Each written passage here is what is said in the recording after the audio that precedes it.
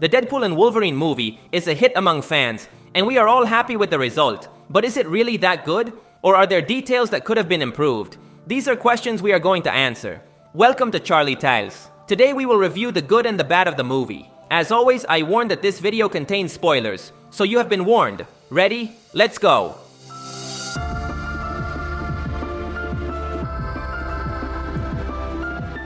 My first good point is the cameos and references. Deadpool and Wolverine is a movie made to present cameos, references, and jokes based on real-life connections. We all knew this before the release. However, these cameos do not feel forced or annoying. Deadpool is the perfect character to joke with other characters and situations that would be ridiculous in another movie. The production knows this, Ryan Reynolds knows this, and they use it very well. There are incredibly good references. For example, Chris Evans as Johnny Storm. I swear in the cinema, everyone died laughing because no one expected it. We all have Chris Evans so ingrained in our minds as Captain America that we forget he also played the Human Torch. The jokes and cameos do not feel forced, since Deadpool knows how to play with them and mock how ridiculous some are. Among my favorite references are Henry Cavill as Wolverine and Thor crying for Deadpool. Another one I enjoyed a lot is Wesley Snipes as Blade. Seeing him on screen was total madness. They even give us an important line about him. There have been like 5 Punishers, but there's only one Blade. And they are right. Blade can only be Wesley Snipes. The movie feels like a nostalgic ride, and Deadpool is the bus driver.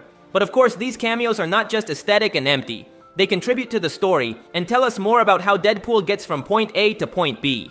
Chris Evans connects Wade with Cassandra Nova. Cassandra connects him with the handsome Deadpool, and the latter leads him to the team of Blade and the others. It's basic, but it works. Another example is Laura, who not only makes an empty cameo, but is also important for Logan's character development. In other movies, cameos often lose meaning because they place important characters to do basically nothing, like Professor X in Doctor Strange and the Multiverse of Madness. Personally, I liked that movie, but I understand that the cameos were very forced, and the important characters that arrived were just there for marketing. They were not really important. Deadpool and Wolverine, on the other hand, knows how to use its cameos to connect the story. Simply, of course, but it achieves it. The theme of references could be seen as a bit negative if we consider that there are references that need a lot of context to be understood, like the destroyed Fox logo. Only those who are aware that Fox was bought by Disney understand this. Another good reference is Channing Tatum as Gambit, but this will only be understood by those who know the context. There was a Channing Tatum as Gambit project at Fox, but it was never filmed. The movie kept being delayed year after year, and in the end, this Gambit became an internet joke. That's why it's funny to see him on screen. But of course, only people who know that context will understand it.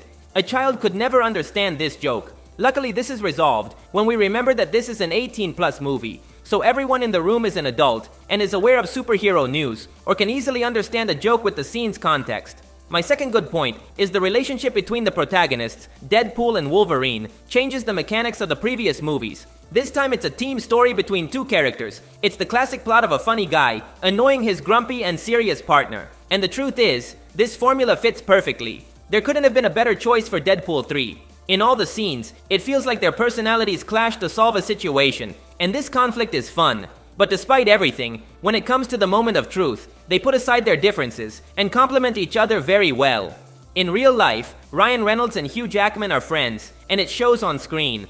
If we talk about the script, the story is not complex, but it works to show us the development of both characters and how sharing together has changed something in them.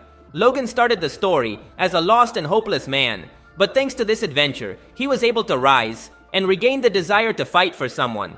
There is even a scene where he talks about Professor Charles Xavier and remembers that he always saw the good in people. The movie doesn't take itself seriously, so it's a bit difficult to appreciate this character development, but it's there, and I appreciate it. In Wade's case, his growth is simpler, but it also leaves us with a very good lesson.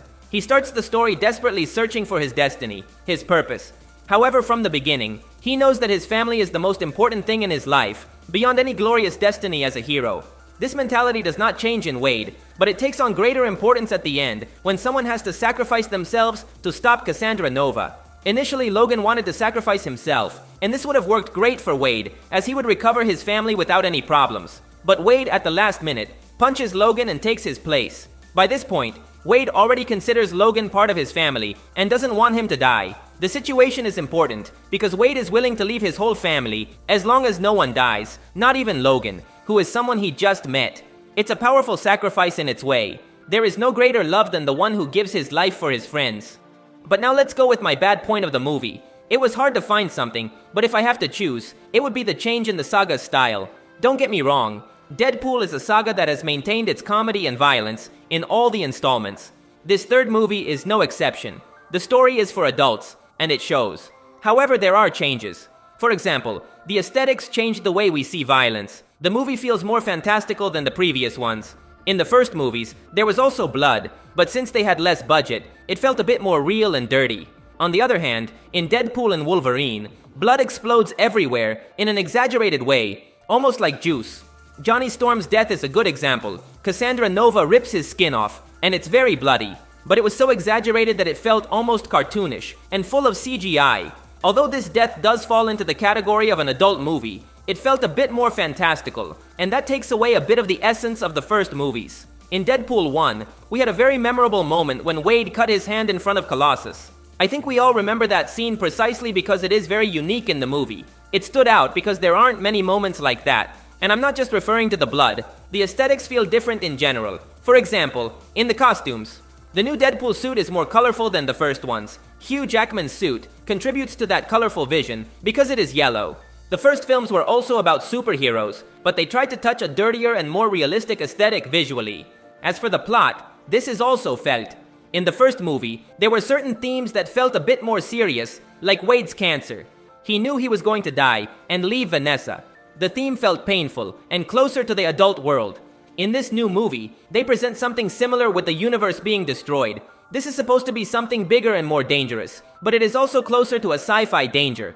It is far from the danger felt by a man with cancer. So yes, I felt the movie changed its style for this sequel. It kept the essence, of course, but it feels different. The merger with Disney added a lot of budget on screen and access to all kinds of characters, but this came at the cost of losing a bit of the essence with which the saga started. The truth is, I'm being a bit picky on this bad point, but you know, these videos are called the good and the bad, not the good and the good. Other than this detail, I found nothing relevant to criticize about the movie. In conclusion, Deadpool and Wolverine is a wonderful movie. It's fun, has tons of action. Deadpool maintains the charisma that characterizes him, and his interaction with Wolverine is perfect. Of course, I recommend it. But anyway, that's all for today. If you liked the video, you would help me a lot by leaving a like. That would be legendary. Also, remember to subscribe because I'll be uploading more videos about your favorite movies. Thanks for listening. My name is Charlie, and I'll see you in the future.